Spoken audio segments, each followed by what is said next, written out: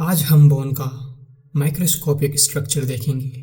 जैसे दूसरे connective tissue, bone या ओसियस टिश्यू में भी एक अबंडेंट एक्स्ट्रा सेल्यूलर मैट्रिक्स होता है जो वाइडली सेपरेटेड सेल्स को सराउंड करती है।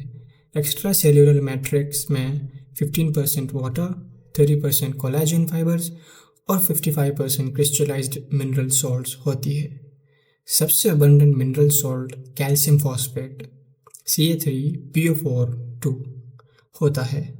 ये कैल्शियम हाइड्रोक्साइड का फॉर्मूला CaOH2 के साथ कंबाइन होता है और हाइड्रोक्सी एपेटाइट क्रिस्टल्स बनाता है। जब ये क्रिस्टल्स बनते हैं तो ये और मिनरल सॉल्ट्स के साथ जैसे calcium carbonate CaCO3, magnesium fluoride, potassium और सल्फेट आयंस के साथ कंबाइन होते हैं। जब ये मिनरल सॉल्ट्स कोलाजन फाइबर्स के फ्रेमवर्क में डिपॉजिट होते हैं तो ये क्रिस्टलाइज हो जाते हैं और टिश्यू हार्डन हो जाता है। इस प्रोसेस को कैल्सिफिकेशन कहते हैं और ये बोन बिल्डिंग सेल्स ओस्टियोब्लास्ट से इनिशिएट होती है। Now detailed explanation. पहले ये सोचा जाता था कि कैल्सिफिकेशन तब होती है जब इनफ मिनरल सॉल्ट्स होते हैं, लेकिन अब हमें पता है कि कोलाजन फाइबर्स की प्रेजेंस भी ज़रूरी है। पहले मिनरल सॉल्ट्स कोलाजन फाइबर्स के माइक्रोस्कोपिक स्पेसेस में क्रिस्टलाइज होते हैं। जब ये स्पेसेस फिल हो जाते हैं तो मिनरल क्रिस्टल्स कोलाजन फाइबर्स के अराउंड एक्यूमुलेट होते हैं। ये क्रिस्टलाइज्ड सॉल्ट्स और कोलाजन फाइबर्स का कॉम्बिनेशन बोन के कैरेक्टरिस्टिक्स के लिए रेस्पॉन्सिबल है। Now bone hardness and flexibility. Bone की hardness crystallized inorganic mineral salts पे डिपेंड करती है, जबकि बोन की फ्लेक्सिबिलिटी कोलाजन फाइबर्स पे डिपेंड करती है। जैसे कंक्रीट में reinforcing metal rods, collagen fibres और दूसरे organic molecules tensile strength provide करते हैं, यानी स्ट्रेच होना या टियर होने से रोकने की कैपेसिटी देते हैं। अगर बोन को एसिडिक सॉल्यूशन जैसे विनेगर में सोक करो तो ये मिनरल सॉल्ट्स डिसॉल्व हो जाते हैं और बोन रबरी और फ्लेक्सिबल हो जाती है।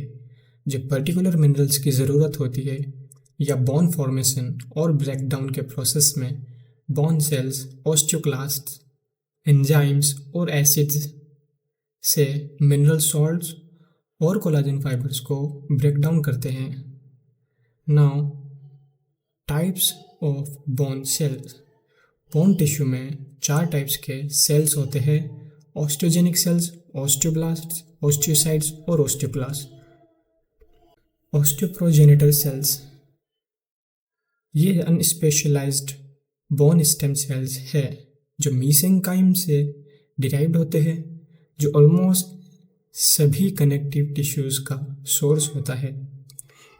ये ओनली बोन सेल्स है जो सेल डिवीजन अंडरगो करते हैं। रिजल्टिंग सेल्स ऑस्टियोब्लास्ट बनाती है।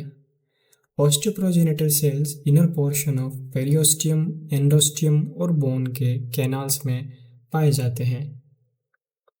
नाउ देखते हैं ऑस्टियोब्लास्ट। ये बोन बिल्डिंग सेल्स है।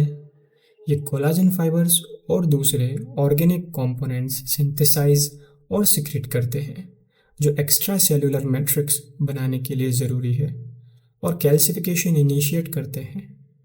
जब ऑस्टियोब्लास्ट्स अपने आप को एक्स्ट्रा सेल्यूलर मैट्रिक्स से सराउंड कर लेते हैं तो ये ट्रैप हो जाते हैं और ये ऑस्टियोसाइट्स बन जाते हैं।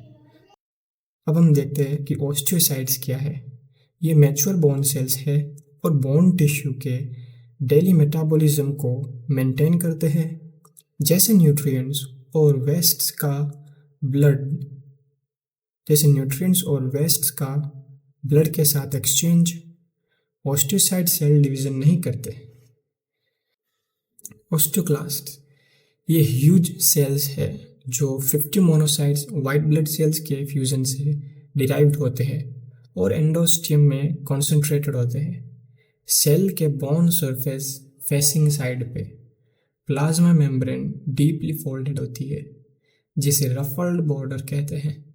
यहाँ सेल पावरफुल लाइसोसोमल एंजाइम्स और एसिड्स रिलीज करते हैं, जो प्रोटीन और mineral components of extracellular bone matrix को डाइजेस्ट करते हैं। इस प्रोसेस को रिजॉर्प्शन कहते हैं, जो बोन डेवलपमेंट, मेंटेनेंस और रिपेयर का पार्ट होता है। अब देखते हैं mnemonics for osteoblasts and osteoclasts. Mnemonic जो ओस्टियोब्लास्ट और ओस्टियोक्लास्ट्स के फंक्शन को याद रखने में मदद करेगा। Osteoblast build bone while osteoclast carve out bone. अब बोन कंपोजिशन क्या होता है? बोन कंपोजिशन यानी बोन कंप्लीटली सॉलिड नहीं होती, उसमें सेल्स और एक्स्ट्रा सेल्यूलर मैट्रिक्स कंपोनेंट्स के बीच काफ़ी स्मॉल स्पेसेस होते हैं। कुछ स्पेसेस ब्लड वेसल्स के चैनल्स बनाते हैं, जो बोन सेल्स को न्यूट्रिएंट्स सप्लाई करते हैं। दूसरे स्पेसेस डेड बोन मैरो के स्टोरेज एरियाज बनाते हैं। स्पेसेस के साइज और डिस्ट्रीब्यूशन के हिसाब से बोन के रीजन्स को कॉम्पैक्ट या स्पॉन्जी कैटेगराइज किया जा सकता है। ओवरऑल स्केलेटन का 80% कॉम्पैक्ट बोन और 20% स्पॉन्जी बोन होता है। आई होप ये एक्सप्लेनेशन से आपको बोन का माइक्रोस्कोपिक स्ट्रक्चर समझ आया होगा। अब हम कॉम्प्लेक्स से कॉम्प्लेक्स कॉन्सेप्ट्स को इजीली समझने की कोशिश करेंगे। Thank you for watching. Like, share and subscribe for more.